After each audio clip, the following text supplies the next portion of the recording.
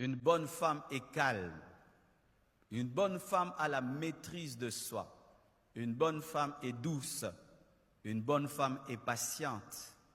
Une bonne femme a un ton de voix qui calme. Une bonne femme est disciplinée.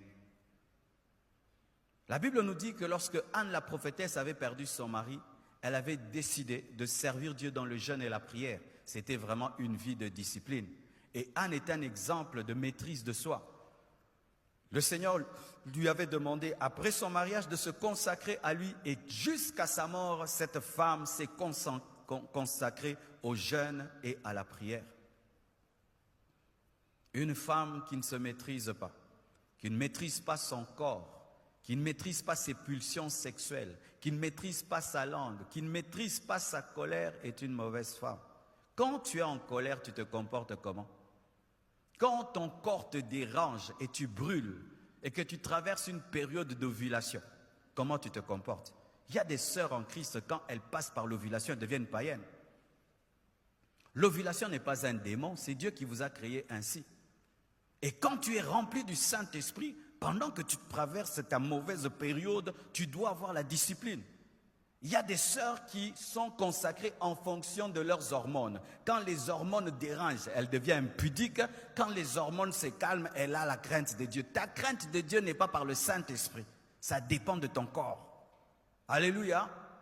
Une bonne femme a la discipline.